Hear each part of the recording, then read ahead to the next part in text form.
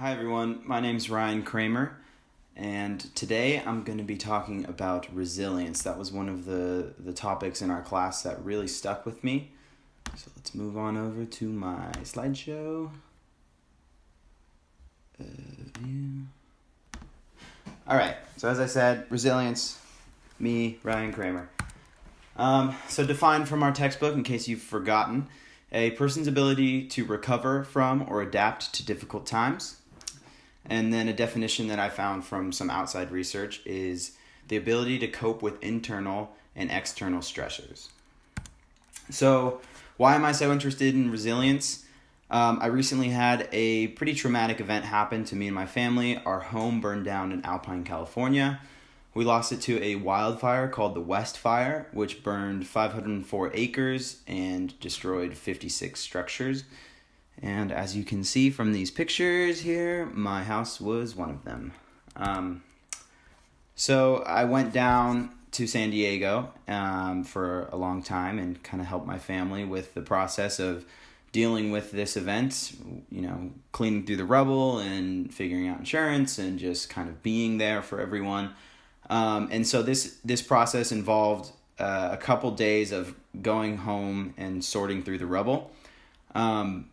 And so one of the days when we were doing that, we had been there for a while, and we kind of were just hanging out down on my street down below. So here's my basketball hoop, and down to the right is my street, and there was just a ton of people, a ton of newscasters, a ton of just people coming by to check out the tragedy and the spectacle, because my street was kind of like the hot spot for a great view of what happened.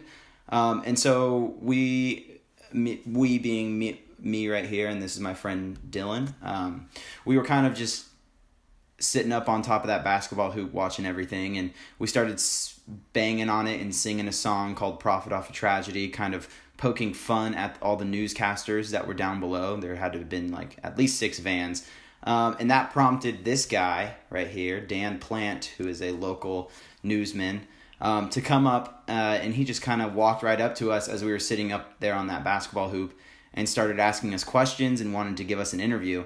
And so we kind of took this as a challenge a bit, and we just gave him the strangest interview he's probably ever given, just the weirdest answers, just completely not what he was expecting. And I think it was kind of our attempt to, stick it to the man and find humor in this situation. It was a really good time. It lasted like 45 minutes. But they got a really intimate look at our house, which was probably not good. And they probably weren't going to use that footage anyway, because it was just so ridiculous. I mean, to quote Dan Plant, the news anchor or news reporter, he literally said at one point, "This is fucking ridiculous." Excuse my language, but he literally said that. So it was just a crazy interview. They weren't going to use it. And my stepmom, when I told her, was like not really that excited about it, because they just really got a good look and some great shots of our burned down house that we're probably going to, that they were probably really excited about, just because they were only going to use those. So retrospectively, I was kind of thinking like, okay, why did I do this? Because it's not like I wasn't affected by it. Like, I was very sad. We lost a lot of, we didn't lose any people or anything like that, but obviously the memory of the house, and no one was home, so we lost a lot of our family pictures and stuff. It was definitely traumatic, but I still did this thing and kind of mocked and made fun of the situation in the moment. So I was kind of confused as to why I did it. So I think my answer to this is that it was an act of resilience. I've been going to this therapist named Jeanette Jones in San Luis Obispo County, and I told her the situation, and she and I kind of both agreed, like based on my personality, that it was probably an act of resilience. And this kind of happened perfectly in tandem with our reading, where I was reading the human development chapter and resilience was just kept on getting thrown at me from all these angles. So that's why I was so interested in it. And so I did a lot of research on resilience, and I kind of found these 3 articles that stuck with me. The first one being talking about the 3 C's of resilience. And so this is from an article by John W. Reich, and in it he talks about these 3 C's. So it's control, coherence, and connectedness. The first C, control, is basically having perceived control in one's personal life or situation. So in it he talks about how those who have higher levels of personal control beliefs have higher life satisfaction, morale, lower levels of depression, and they tend to live longer. And then when when experiment subjects have control over experimental stressors, they have improved cellular immunocompetence, lower psychological stress reactivity, and better cognitive and motivational performance.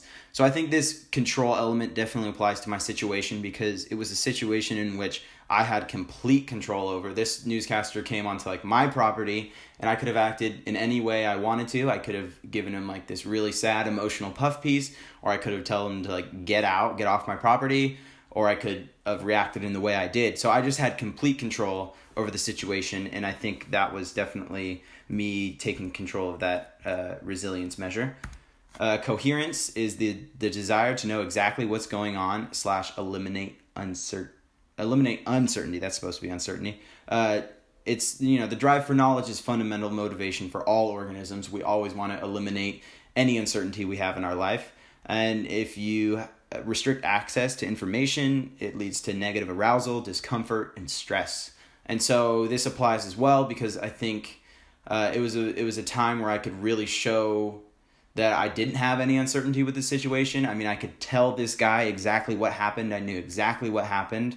And, the best way to learn something is to teach it. And the best way to, I knew what happened. I had learned what happened already. And so I was basically teaching this newscaster what happened by giving this interview. And so I was, using my coherence with the situation. And then finally, there's connectedness, which is seeking out others and banding and bonding together in these times of stress. And so human nature is social. When we are in groups and feel connected, there's higher neuroendocrine functioning, better physical health, and social support acts as an intermediary buffer between a person and a tragic event.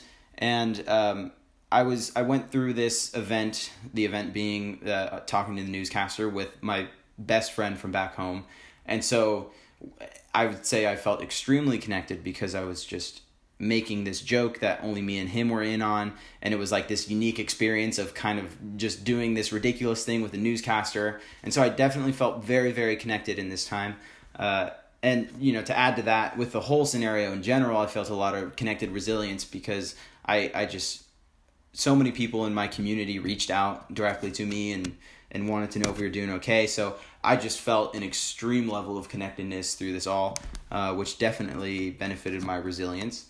Moving on to the next piece that I found interesting was this thing called the CDR-ISC, which stands for the Connor David Resilience Scale. And this is kind of like an empirical test self-test to measure resilience. And so these 2 researchers, Catherine M. Connor and Jonathan R.T. Davidson, kind of took a lot of pre-existing resilience scales and put them all together into this one new test/scale into 25-item list. And so here's the list right here. And, number 1, able to adapt to change, close and secure relationships, sometimes fate and God can help, yada, yada, yada, all the way down. Highlighting specifically number 6, see the humorous side of things. Definitely relates to me. But what you do is, you scale how much it relates to you, each of these 25 items on a scale of 1 to 4. And your final score is out of 100. And so I did this test, and I scored pretty high at 91 out of 100. And so I think that just solidifies the fact that this event was a form of resilience and not anything else like disassociation or something like that. Moving on, finally, we have laughter as medicine. So as many of us probably know, there is such a direct connection between laughter and happiness.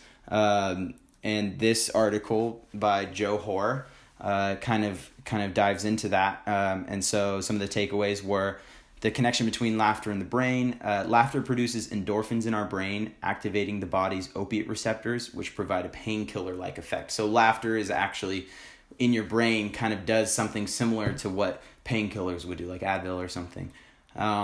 And something I found very interesting is that we cannot produce stress hormones and endorphins at the same time. So if you're laughing, you're producing those endorphins, and you cannot feel the stress hormones because it would, your brain can't take that all. And another fun takeaway is that you can actually trick your brain by forcing laughter.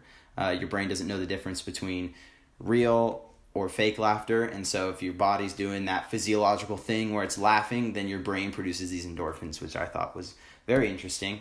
And then also in this article, Hoare talks about improved resilience due to laughter. So there was an experiment where kids were asked to keep their hands in cold water as long as possible, and with no stimulation, the control average was 87 seconds, while with stimulation, and that stimulation being comedic videos, they lasted for 125 seconds, which is 40% longer. So laughter and humor definitely does positively benefit your resilience in stressful situations. So my takeaways to wrap this all up is, in time of stress, I will always look toward the 3 C's, control, coherence, and connectedness, to really boost my resilience. And I will always try to see the humor in any situation, because life is too short not to see the humor in things. And these are my citations. Thank you for listening.